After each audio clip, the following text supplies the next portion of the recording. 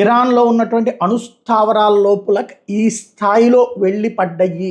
లోపల ఆ అట్టడుగునున్నటువంటి పర్వత ప్రాంతంలో అట్టడుగునున్నటువంటి ప్రాంతాల్ని దెబ్బతీశారు అన్నటువంటి విషయాన్ని ఇప్పుడు అధికారికంగా చెప్తున్నటువంటి పరిస్థితి. అందుకే భూకంపాలు కూడా వస్తున్నాయి అన్నటువంటిది. ఏది ఈవేళ ఉదయం 10 గంటలకి ప్రపంచాన్ని ఉద్దేశించి ట్రంప్ దీని మీద ప్రసంగించబోతున్నాడు.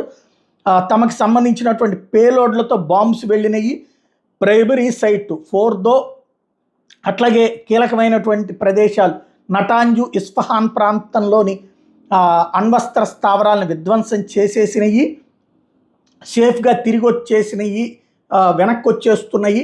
ఏ ఒక్కళ్ళకి ప్రాణ నష్టం జరగలేదు, మా విమానాలన్నీ సేఫ్గా తిరిగి వస్తున్నాయి అన్నటువంటి ప్రకటన ద్వారా ట్రంప్ అక్కడ సీరియస్ ఇష్యూ జరుగుతోందన్నటువంటి పాయింట్ అయితే స్పష్టమవుతోంది. ఇప్పుడు ఒక్కసారిగా జరిగినటువంటి పరిణామాలు పెద్ద చర్చనీయాంశం అవుతున్నాయి.